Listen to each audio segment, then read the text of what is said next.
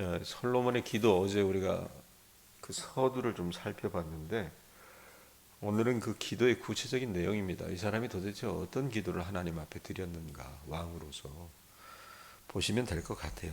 그런데 이 31절부터 51절까지 이 기도의 내용 조목조목 나옵니다. 일곱 가지예요.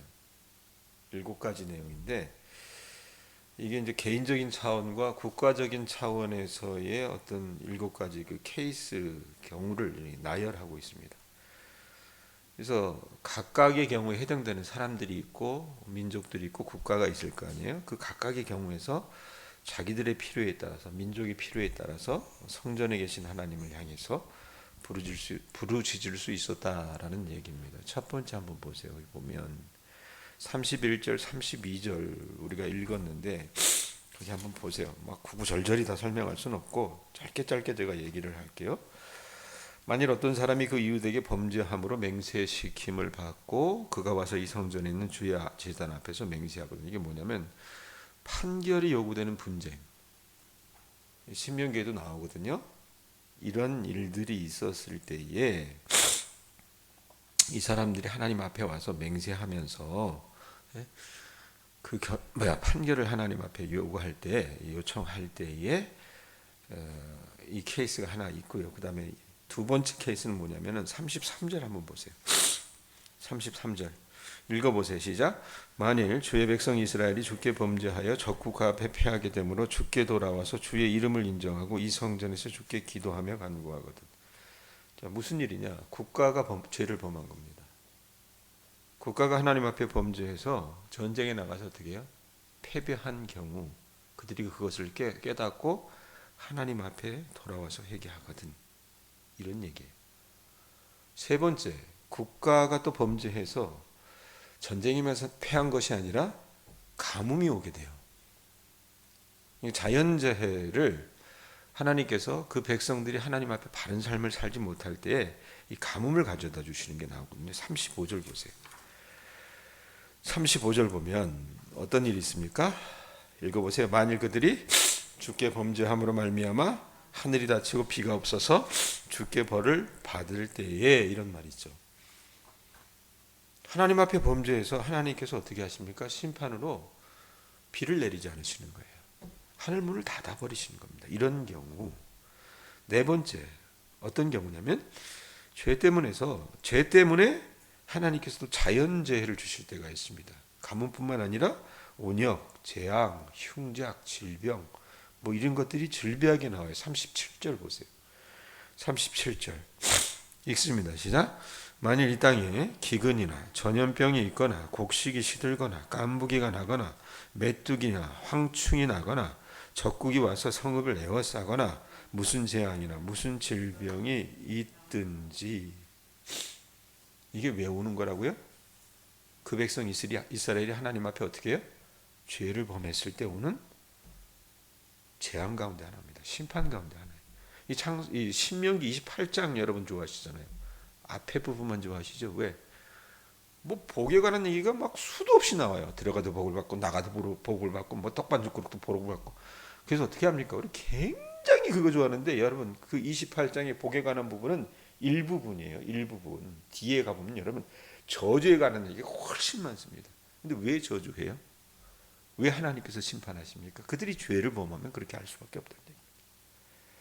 그것과 오늘 이 열왕기상 8장의 말씀이 아주 비슷합니다. 비슷해요. 자, 그 다음에 약간 다른 케이스인데 41절 한번 보세요. 여호와의 이름을 경외하는 이방인들, 이방 나그네들을 어떻게 할 것인가? 41절 보세요. 또 주의 백성 읽으세요. 주의 백성 이스라엘에 속하지 아니한 자. 이 사람들 누구예요? 이방인이잖아요. 그죠? 그들이 어떻게 합니까? 곧 주의 이름을 위하여 먼 지방에서 온 이방인이라도 그들이 주의 크신 이름과 주의 능한 손과 주의 펴신 팔의 소문을 듣고 와서 이 성전을 향하여 기도하거든. 이 사람들은 뭐 죄진 사람들은 아니죠. 그러나 여호와의 이름을 경외하는 그 이방 나그네들이 하나님, 이스라엘 백성들은 선민의식이 있었잖아요. 예? 자기들만 최고라고 생각했고 다른 사람들은 사람으로 여기지 않았습니다. 그런데 하나님은 어떤 하나님이세요? 이스라엘 백성들만은 위한 하나님입니까? 아니라는 얘기입니다. 온 열방의 하나님이세요. 그들이 하나님 앞에 나와서 어떻게 해요? 성전을 향해 손을 들고 기도하거든. 그 다음에 여섯 번째 어떤 경우냐면 전쟁을 위해 외국 땅으로 가게 될 때 이 죄를 범한 건 아니에요. 44절 보세요. 44절 읽어보세요. 읽습니다. 시작. 주의 백성이 그들의 적국과 더불어 싸우고자 하여 주께서 보내신 길로 나갈 때에, 그래놓고 이 사람들이 어떻게 해요? 전쟁하러 나갈 때 주께서 택하신 성읍과 내가 주의 이름을 위하여 건축한 성전이 있는 쪽을 향하여 여호와께 기도하거든. 자, 또 다른 케이스죠. 그 다음에 제일 길게 나오는 게 이 46절에서 51절까지 내용인데, 사실 이제 열왕기서 말씀은 여러분 우리가 상하 이렇게 다 돼 있잖아요.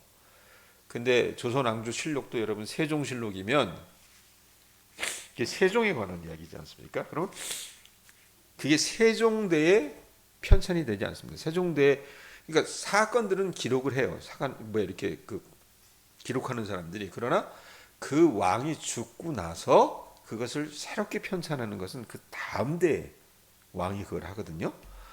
마찬가지라는 게 열왕기상은 여러분 어느 때에 이것이 다 정리가 됐었냐면은 사실 이들이 포로 생활했을 때 하나님께서 그 백성들에게 이 글들을 정리하게 하십니다.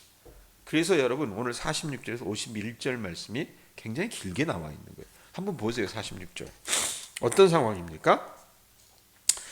읽어보세요. 범죄하지 아니하는 사람이 없으니 그들이 주께 범죄함으로 주께서 그들에게 진노하사 그들을 어디에 넘기신대요? 적국에게 넘기시면. 실제 여러분 이스라엘 백성들이 이런 일들을 당하잖아요. 북이스라엘도 그렇게 먼저 당했고 그 다음에 남유다가 어떻게 했습니까? 멸망하거든요. 그래서 포로로 그들이 어떻게 해요? 끌려갔잖아요. 자, 넘기심에 그래놓고 어떻게 합니까? 적국이 그들을 사로잡아 원군을 막론하고 적국의 땅으로 들어간 후에 어떤 일이 있어요? 47절 읽어보세요. 그들이 사로잡혀간 땅에서 어떻게 된답니까? 스스로 깨닫고 그 사로잡은 자의 땅에서 돌이켜 주께 간구하기를 우리가 범죄하여 반역을 행하며 악을 지었나이다 하며. 저는 47절 48절이 오늘 말씀 가운데 요절이 된다고 생각해요. 48절 읽어보세요. 읽습니다. 자기를 사로잡아간 적국의 땅에서 온 마음과 온 뜻으로 주께 돌아와서 주께서 그들에게 주신 땅 곧 주께서 택하신 성읍과 주의 이름을 위하여 건축한 성전이 있는 쪽을 향하여 주께 기도하거든 이래요.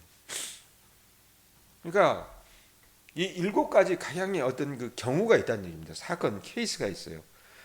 하나님의 진노로 추방되거나 포로로 잡혀갈 때 그 내용이 그 중엔 가장 길다 이렇게 얘기하는데, 읽어보셨으면 여러분들 뭐 새벽에 와서 이거 다 우리가 판단하고 이렇게 재단하고 이럴 수는 없겠지만 동일해요. 내용이 보면 형식이 비슷하다는 얘기입니다.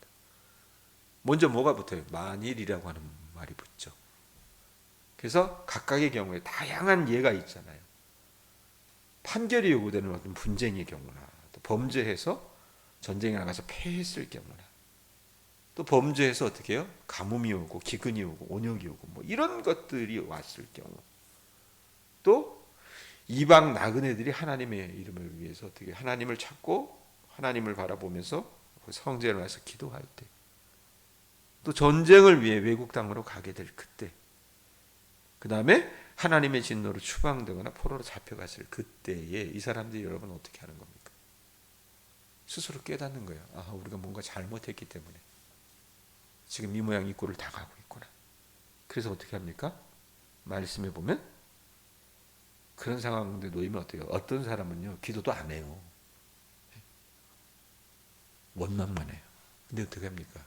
솔로몬이 얘기하잖아요. 기도하거든. 깨닫고 기도하거든. 돌아오거든. 예? 그럴 때에 솔로몬이 어떻게 하라고 얘기해요? 하나님 앞에 하늘에서 하나님 들으시고 회복시켜 주옵소서. 이 중보기도의 여러분 어떤 다른 틀의 모습입니다. 자, 여러분 이스라엘 백성들은요 오늘 말씀에 쭉 보면 범죄자입니다. 사실은 그렇게 잘못한 삶을 살았는데도 왜 기도할 수 있는가? 여러분 우리 하나님의 은혜 때문에 기도할 수 있는 것입니다. 아셨으면 좋겠어요. 왜? 여러분, 우리 하나님은 우리 죄를 용서해 주시는 분이십니다. 사해 주시는 분이세요. 그래서 솔로몬이 뭐라고 얘기합니까? 그들의 죄를 사하시고 용서해 주시고, 그리고 여러 관계들을 하나님 회복시켜 주시옵소서. 그리고 그 사람들의 여러분 내용들 속에는 이스라엘 백성들만 포함된 것이 아니라 분명히 이방인들까지 다 포함되어 있다라고 얘기를 했어요. 어제 제가 말씀 가지고 얘기하면서 솔로몬의 기도의 특징이 뭐냐, 우리하고 다른 게 뭐냐, 이 사람의 기도는 철저히 이타적이었다고 그랬습니다. 자기를 위한 기도가 없었다라고 얘기했어요. 그 내용을 쭉 보는 거예요. 예? 그리고 이 말씀을 통해서 또 발견할 수 있는 게 뭐냐면, 또 다른 특징, 그게 뭐냐면 굉장히 중요해요. 기도는요, 여러분, 회개, 즉 하나님께 돌아가는 것과 연결시키고 있다는 얘기입니다. 보세요. 이 사람들이 예를 들면 범죄해가지고요, 큰 기근이 왔어요. 가뭄이 왔습니다. 예? 전쟁에 나가서 패했습니다. 여러 가지 자연재해를 이들이 겪었어요. 근데 깨닫지 못하고 하나님 앞에 돌아오지 않으면요, 하나님 앞에 회개하고 기도하지 않으면요, 아무 소용이 없는 거예요. 근데 솔로몬이 각양의 케이스의 예를 그렇게 다 들면서 얘기했던 건 뭐냐면, 그런 환난 속에서, 그런 고난 속에서, 그런 어떤 재앙 속에서 이들이 깨닫고 하나님 앞에 돌아가서 하나님 도와달라고 기도하거든, 회개하면서 자기들의 삶을 뉘우치면서 그렇게 기도하거든, 하나님 그들의 기도를 들으시고 그들을 회복시켜 주옵소서라고 얘기한다는 얘기입니다.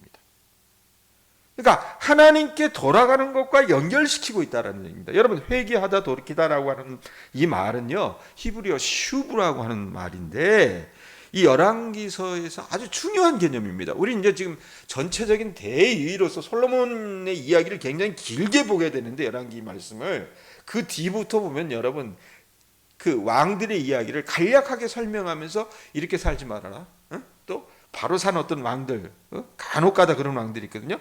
그들의 삶을 하나님께서 보여주시면서 우리에게 교훈하신다, 그 말입니다. 여러분, 이스라엘이 범죄하면요, 이에 대한 벌로 재난이 자연스럽게 뒤따라왔어요. 그러니까 이스라엘 백성들이 하나님을 배반했을 때 그들은요, 하나님에게 등을 돌렸습니다. 전형적인 특징이 뭔지 압니까? 그건 우리도 마찬가지예요. 하나님 앞에 범죄하면 어떻게 합니까? 등 돌려요. 예? 그러나 그때마다 여러분, 하나님은 어떻게 하셨어요? 선지자들을 보내서 그들에게 돌아오라고, 회개하도록 촉구하셨습니다.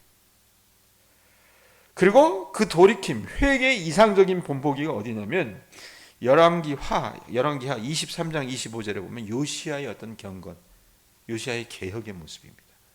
이건 아마 우리가 못 볼 거예요. 왜냐하면 열왕기 상만 우리가 큐티 본문으로 볼 수 있기 때문에.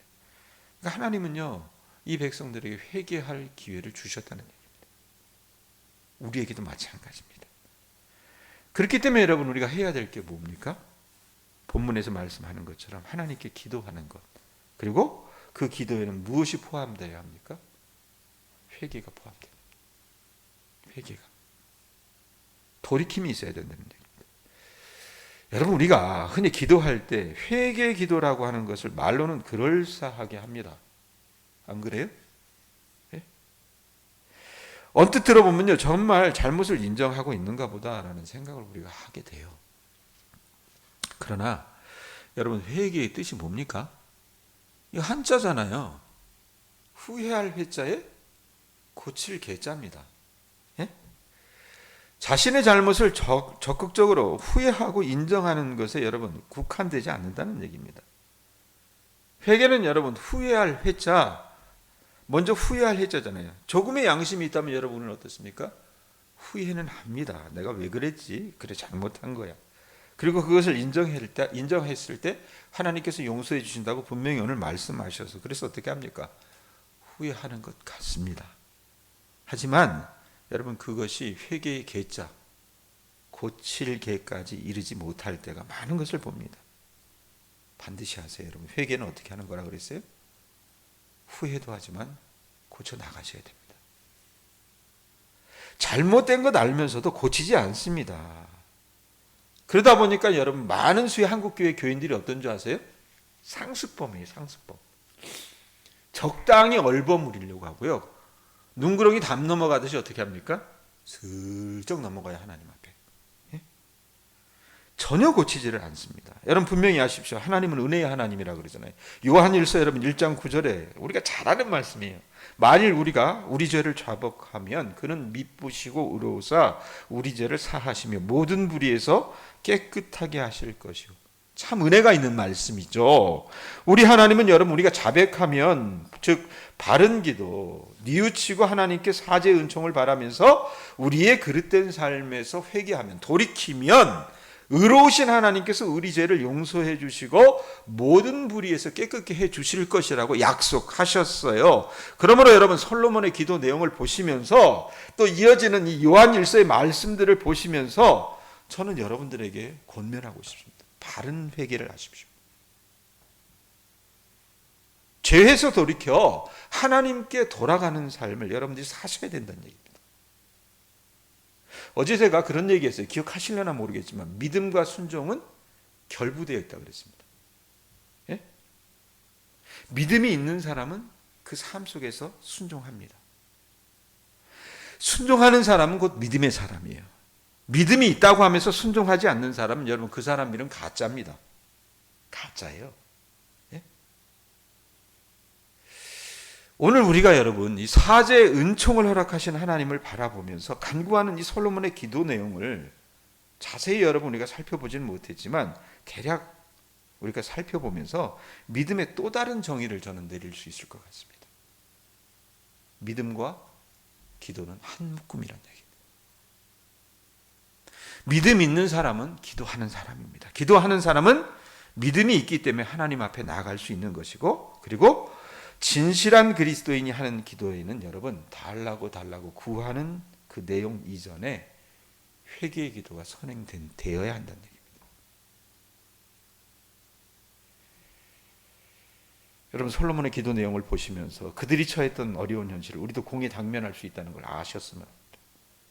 연약한 인간이기 때문에 우리도 이스라엘 백성처럼 하나님 앞에 범죄할 수 있어요. 그리고 이스라엘 백성들이 그랬던 것처럼 범죄해서 징계받을 수 있습니다. 그러나 그렇게 하나님의 심판을 받을 때 우리가 해야 될 건 뭡니까? 회개하세요.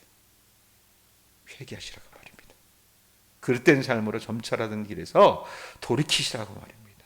그리고 하나님께 돌아오시라 그 말입니다. 그것이 저와 여러분이 살 수 있는 길입니다. 예? 왜 그렇게 버틴 거예요? 내가 우리 교회에 그런 얘기 하잖아요.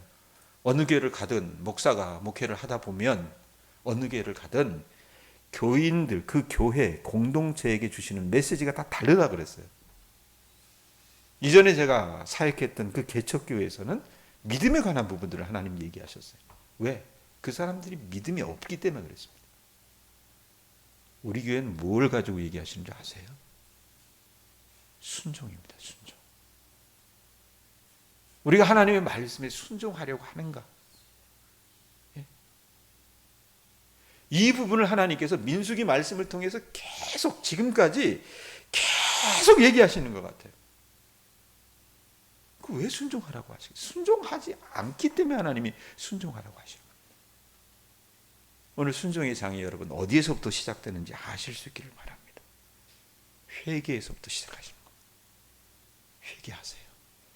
버티지 마세요. 예? 적당히 열버무리려 하지 마시라고 말입니다.